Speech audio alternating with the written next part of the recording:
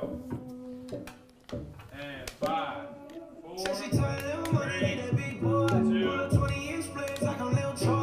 Welcome into another edition of Trust the Process Live. We've got a lot to get into. Joel came back finally, saved the Sixers in the second half of the Pacers game. And also, what else do we have here? Some Eagles making a lot of moves today. I'm getting ready for this heavyweight bout. Pardon me. I'm just stretching myself out. Stretch it out because we've got a lot to get into. Number one, and Sixers he hasn't seen me in a few. did not look good. It wasn't as fun without Joel Embiid. Joel comes back in 28 minutes. He puts in a yeoman's effort against the Pacers. What does it tell you that this team is not good? I need to make a comment first because I'm looking at the script. I don't know if you guys can see what these words say, but it literally says abysmal in all capital letters. So you just said not good, but the script, which you wrote, I also wrote, said abysmal. Okay, let me tell you how abysmal it was because I agree it wasn't good. That was the right way to phrase it. It wasn't great. You know, we still have 3 all-star level players. They should still be able to win. However, you're thinner. You have no Boban, right? Even Bolden got hurt during that stretch. Joe's obviously your best player. And you have all new guys on the bench that are just, they don't know how to play together yet. So there's a number of reasons for it. However, I'll give it to you, they didn't play very well. With that said, to call it abysmal when they beat Miami, Orlando, win at OKC for the first time in ever, and win at New Orleans, who people don't give them credit for actually being decent. They're pretty decent. They have Drew Holiday, Davis played 20 minutes, Randall's good. They can still play, okay? They lose by 3 to Golden State. They blow a 10-point lead against Chicago on a back-to-back that I know Chicago also played a back-to-back, but we did play a back-to-back on the road. Terrible. Okay, and we lose by 1. And we lose it against Houston and a 40-26 Portland team. So you go 4-4. It's not abysmal. You go 1-7 in those games. We're talking abysmal. They made it through. They survived a stretch without their best players, and I cannot say the same for your favorite team, the Los Angeles Lakers, who have ruined maybe the next 5 years of basketball in Los Angeles during LeBron's hiatus. So you tell me how it was abysmal. Tell me. Listen, the bottom line is the Sixers with this team, with the talent of this team, with or without Embiid, are expected to beat teams like Chicago. I don't care if they're on a back-to-back-to-back, because Chicago stinks, okay? That's why they called it abysmal, and that's why they wrote it in the script. It's not about the quality of wins. It's about how bad the losses look. No different than the NCAA tournament. You can beat all these great teams, but if you lose to a really bad team, it hurts where you are. It's 1. Listen, the Sixers don't. For a team that people think should be contending for the East, they don't look like it. I mean, you look at who they'd have to beat to come out of the East. You look at how good Milwaukee's looked. You look at how good even the Raptors have looked. You want to talk about superstars sitting? Kawhi sits out every other game. If I'm not mistaken, he sits out the Raptors just lost to the Suns? Listen, that was the Warriors that lost. The Raptors lost to someone bad. They lost to Chicago. They lost to some. Look it up for me, producer. I know Toronto just lost at least 1, if not 2 games against bad teams. Listen, I know it. What I'm saying to you is Kawhi sits out consistently. He sat out 18 games this year. They're 13-5. What's the Sixers record? Sit out that much? Yeah, I've got him in fantasy. He sits out a lot. Listen. How many? Yeah, right. And they call it load management, which is the dumbest thing I've ever heard for a guy that's late in his 20s. But whatever. But what's the Sixers? Oh my God! Listen, what's the Sixers' record in games that Embiid misses? And that's why they say it. I don't know, but I'll tell you what. He's played 55 games this year, and he's our best player, and he's healthy now, and he's going to be there in the playoffs. So I'm really not that worried about what happens without him, because I will readily admit the Sixers are not winning the East, and certainly not winning the finals if Joel Embiid's not there. I'm with you. So, but with him there. We're not winning it with them. The best 5-man unit with the worst bench. And when bench. you get to the playoffs, when they're all playing 40 to 42 minutes a night, the starters, except JJ playing 34, the bench doesn't matter as much. We're going to be the best team in the playoffs. We're coming out of these. So we agree that they are worse, obviously, without Joel Embiid. In my opinion, a lot worse. And that begs the question, they are worse without Joel as he comes back, does he still have a case for MVP? He had a case? Of course he had a case. Have you seen his numbers? Okay. Listen. Stats don't mean... Get this man. Listen, stats are great, but it's about, and we know it. The NBA MVP traditionally is given to the guy on the best team with the best record. Usually. That's why Golden State or Milwaukee, you look at those 2 teams, you look at who's there. I mean, Giannis is having a monster year, but he's had monster years. The difference is they're winning games. That's why people look at how dominant he's been this year. It's also more of a monster year than correct. And so the argument is Shaq, pretty much. With the ability to dribble the ball and get to the rack whenever he wants to, and play defense and rebound and shoot an occasional 3 and miss 5 of them. But the point is he's having a monster year. Even if you want to go to Golden State, they're down, but you can always make the argument that Curry or Durant or whoever could arguably win MVP. I mean, It's just that's how it goes. I don't think Embiid, despite how good and how valuable he's been, in the games that he's played, the Sixers have a lot of losses. I'll say this. First of all, to our audience, if you hear what I hear, because it's bothering me, I apologize for the volume. Right. Okay? With that said, Joel Embiid's averaging 27.5, 13.5, 3.5, 2 blocks. He's the best player on offense on the team. He's the best player on defense. We are an elite top 5 team with him there, and we are not without him, right? Yes. Like you said, Kawhi Leonard misses 18 games to go 13-5, so he's not the MVP, right? He's not the most valuable. Agreed. If Curry misses games or KD misses games, they're there to offset each other. So I don't think you can make an argument that either one's more valuable than Joe, even though you could make an argument they had a better year maybe, or they're better players. But most valuable player, the only 2 you can argue ahead of him are Giannis and Harden. And I agree that those are more deserving. You take either one of them out, their teams win nothing. If anything, this 8-game stretch has furthered his case for MVP. It didn't hurt it. It furthered it because you saw the Sixers are just not an elite team without him. We're good. We'd make the playoffs. We'd probably be like a 5 or 6 seed. But we are elite with him, and we are not without him. So I think it furthers his case for MVP. And I think had he played every game, he'd be right there with the other 2. So Kobe Bryant came out and said that Ben Simmons needs to add a jump shot. If he doesn't at the end of his career, we will be sorry, blah, blah, blah, blah, blah. Do you think this is going to change anything? You know how much he cares about what Kobe Bryant has to say about his jump shot? He cares this many percent, okay? 0. It's a 0 for He this. does not give a shit about Kobe Bryant. It's his favorite franchise. Ben knows that he has to learn how to shoot. He's only been a playing moron. basketball 20 He plus knows, years of his life. Okay. Right. And if you watch him, he practices all the time. He actually can shoot the ball in practice. There's no reason to be Russell Westbrook and 4 shots in a game when he knows at any moment he can get to the rim. He can dish it to JJ, who's one of the best shooters of all time. He can dish it to Tobias Harris, who's one of the best shooters in the league, to Joel Embiid, who's the best scorer in the league. He doesn't need to shoot from outside, okay? Why do it if you're going to miss it? With that said, to become the best player in the NBA, which he will be one day, he does need to add a jump shot, but it's not going to be because Kobe Bryant said so, okay? It's because he knows he has to. That's what I'm not going to say it's because Kobe Bryant said so, but to say that he doesn't have to force, people give him 10 feet of space when he's at the 3-line. There's nothing to force about it. He's wide open and won't shoot. And he still averages 17. It doesn't matter. What I'm saying is his game has holes in it. His game has holes in it. No different than a great hitter can have a hole in his swing that can hurt him down the road. He has parts of his game he needs to improve on. If he wants to go from good to great, because he's a good player, but he's not a great player. If he wants to be great, he needs to add the most important part of his game, was the ability to knock down a mid-range jumper. He doesn't have to be a 3-point shooter. He's an all-star now, but to be a superstar, he needs a shot. Correct. No doubt. So speaking of Kobe and his franchise, which is currently in turmoil, if LeBron James came to the Sixers, do you think they would be in similar turmoil? ATL. First of all, I heard Jeff Van Gundy make the stupid argument that the Lakers should look to trade LeBron James. Listen, Jeff Van Gundy, put down the weed, man. Lay off the rock. Whatever it is you do, Maybe he needs to smoke you're more not weed. going to trade LeBron James, who you That's just what he signed. complains. Especially when he just came off the worst injury of his career. He's getting older, not younger, and there's not going to be a lot of bidders for him because of what you'd have to ask to get back fair value. That's one. Number 2, LeBron knew that the Lakers were not a championship team this year. Everybody looking at that roster saw it. They were a young team looking to grow. Here's the problem, and there's 2 components to it. Number 1, when you have a young roster with guys that have never won anything at the NBA level, because, I mean, I'm going through their team, and there's literally nobody that's won anything at the NBA level. None of Rondo, the key but he was pieces, brought in right, he was brought in the offseason. JaVale When I'm McGee. talking about the core of their roster, Ingram, Ball, Kuzma, those guys have won nothing. They were losers their entire NBA career. Now you bring in a guy who's won championships and has been expected to go deep in the playoffs. And while it's great for the NBA, those guys have to learn how to win. Sounds familiar, like the Sixers.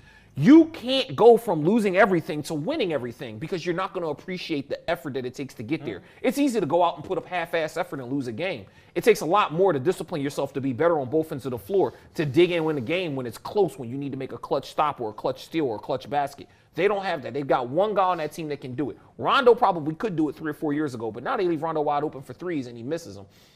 The point is, I mean, but him to be coming honest, here, here's why him coming to the Sixers wouldn't be turmoil. Talent. And this is where it goes to what I was saying. You've got Joel Embiid. You've got Jimmy Butler. But I don't think Jimmy would have been here if LeBron was here. You got Toby Harris. You've got J.J. Redick. You've got guys who've won at the NBA level. Yeah. And the talent level, listen, Kyle Kuzma's not going to say anything to LeBron. obviously, but Joel would.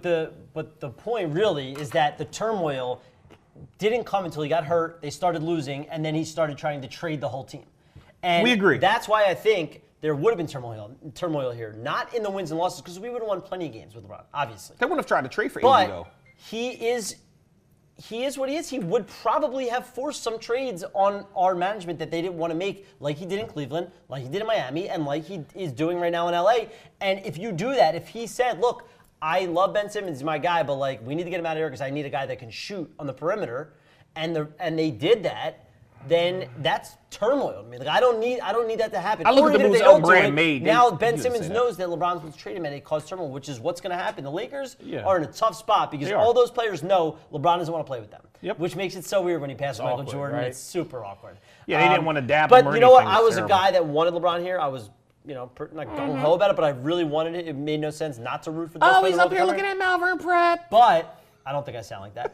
But I will admit I was wrong, and I'm thankful that he did not end up here. Fair. And this is really the first season that we've seen him kind of break stride. We know how durable he is. He finally had that groin injury, which some say may even still be bothering Father him. Time waits for no one. Is he still the best player in the NBA? Perry, you can start. Yeah, not over the course of an 82-game season. He can't play at that level because he knows he needs to save it for the playoffs. But in one 7-game series or in one game, every NBA GM, every NBA scout, every NBA coach will take LeBron James #1. And I think even the players know he's still the guy. So it pains me to say Literally, this as a Laker fan. 11 months ago, the game 1 of the finals 11 months ago, he had 51 points, 12 rebounds, and Yes, 12 he assists. did. Like, he's the best player. And that was also 11 months ago. So as a Laker fan, it pains me to say that LeBron James is not the best player currently in the league. So if you go back several years ago, there were arguments about Steph Curry passing him. And I said no because there were so many things LeBron did that Steph Curry couldn't. The only thing Curry can do that LeBron can't is shoot the 3-ball from across the street and in the parking lot. That's the only thing that he does better than LeBron. There's nothing else that he did better. But you got a guy like Giannis. And I use Giannis because he can attack the rim like LeBron. He has good court vision. He plays both ends of the floor, start to finish. He can lead his team to wins. And his jump shot is about as good as LeBron's was at this point. At this point in LeBron's career, LeBron now. Right now.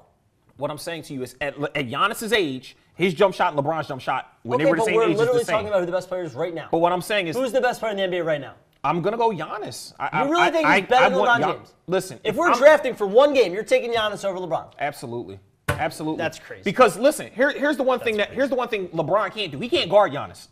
Giannis can guard LeBron. You know what Giannis can't do? He can't say, "Oh, I've won this many NBA titles." How many years ago was that? He also can't say I went there and lost how many times. Has he got my won ass a kicked. playoff series? Did he win a playoff series? Okay. No. Watch him this year.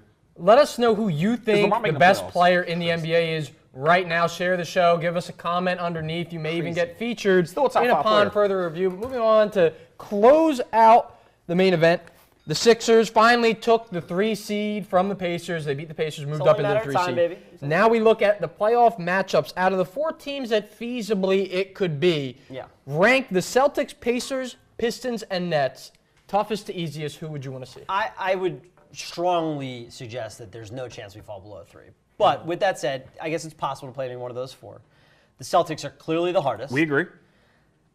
I know you might disagree, but I think the way we've played against them and the way Blake Griffin's dominated us, I think the Pistons are probably the second toughest. Because Drummond is nowhere near Embiid, but he's big. But he's big body. enough to You make can him work bang hard. him. He'll make him work hard. They've won 12 And of the we last 15 as well. You know what? Tobias wasn't there when we played Blake, but Blake killed us. He put up 50 on us one night. He's like 40 on another night that we beat him. But Blake's really good, and he's really evolved. Like he's the only guy between the Pistons, the Pacers, and the Nets. He's the only guy that's anywhere near as good as our 4. Like he's on that level, whereas the other teams don't have anybody. Because Blake at one point was considered a superstar. So I'll say I think Blake's as good now as he ever was, but I'll take Blake. I'll take the Pistons, the second toughest. I think the Nets are more talented than the Pacers, but the Pacers are better on D. They're more seasoned vets. They have a better coach. I would say the Pacers are third toughest than the Nets. So I'm going to flip that a little bit. And if we're talking toughest to easiest just based on who's on the roster right now, obviously I'm going to agree with the Celtics. I'm going to say the Nets because the Nets have given the Sixers problems all year. Without, doesn't matter who they've had. They've given them fits, and the Sixers have struggled to beat them. I'm going to go Pistons for the same reason. They've got a big front court. Blake Griffin is the ultimate mismatch. They've got nobody on the Sixers that can guard him. Ben is too small. Tobias is too little. You put Embiid on him, Drummond's going to dominate, so there's a mismatch problem there. And then I go to Pacers, not because of the fact that the Pacers aren't a good team. They are a good balanced team, but I think in a 7-game series, talent and cream is going to rise to the top. And when you look at who they've got, if they had Oladipo, I give them the nod.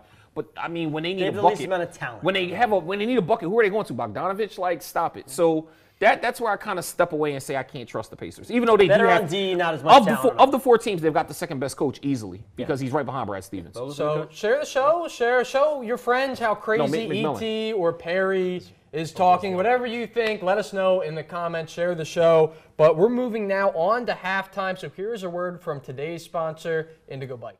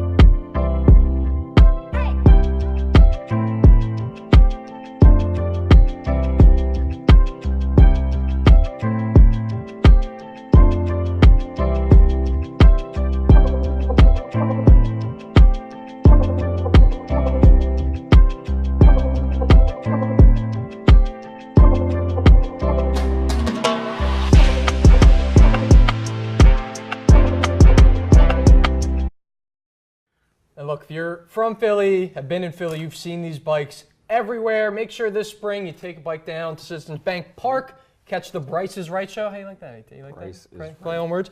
So But cheap. yeah, and if you want more info, you can go to www.rideindigo.com. We're moving on now to Rapid Fire.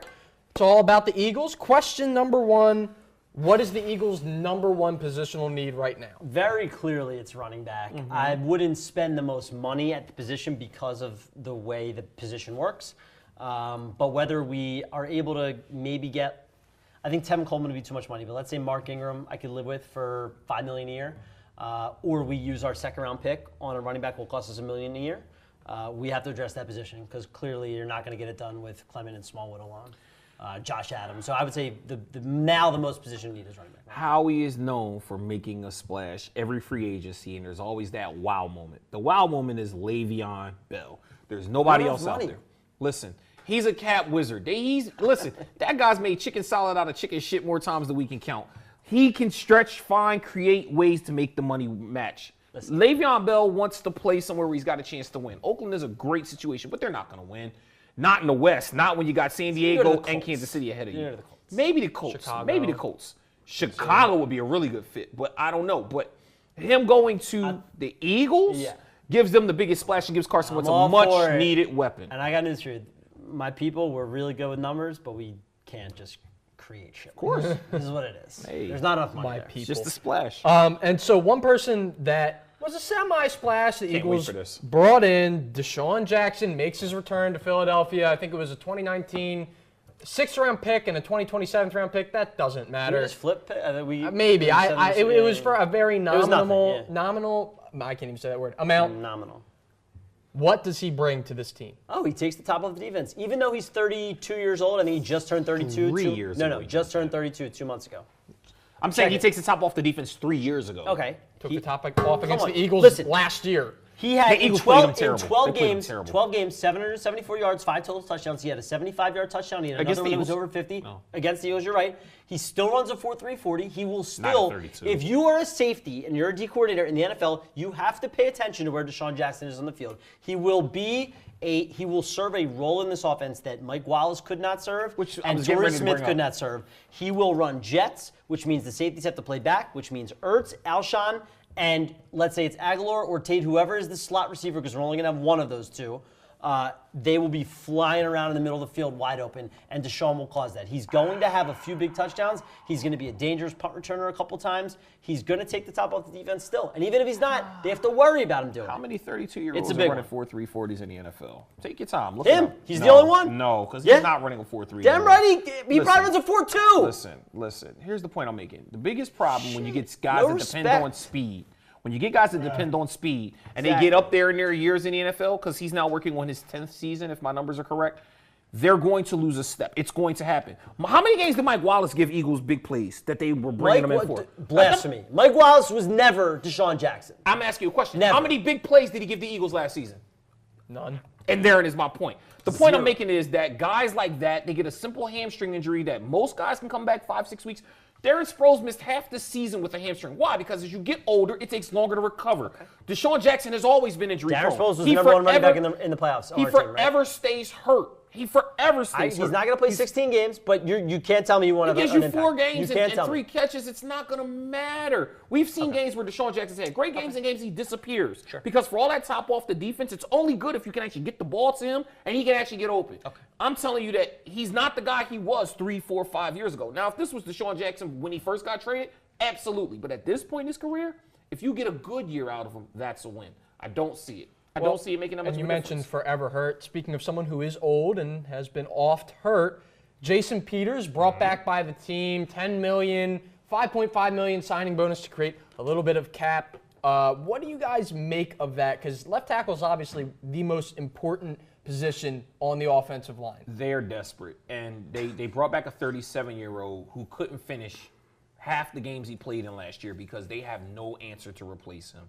Most of the guys that are out there, you're either going to have to go in the draft and get somebody or overpay for a guy that's not on his level, even at 37. And that's why they brought him back, because honestly, he should retire. They should have been grooming properly Mailata. They should have been grooming properly Big V. But Big V took 3 steps back last year, and Mailata still hasn't played considerable, meaningful football in the NFL, despite his physical prowess. So they had no other choice other than to bring him back. But if they're going to do it the right way, they either A, need to draft a tackle early, somebody they can groom that's going to come in and eventually take the spot, or have a huge plan to get somebody in free agency. I don't know who or where, maybe a trade, but they got to address that, because the worst thing for Carson Wentz is to come back and get hit on his blind side because of the fact that Peters is out and they got somebody in there that's inadequate. Okay. We had an elite offensive line last year, so I don't know what you're talking about, and they have to address this. Vaitai filled in for him very admirably over and over again. Vaitai started on a Super Bowl team. Vaitai played meaningful plays in big games at the end of the season and in the playoffs.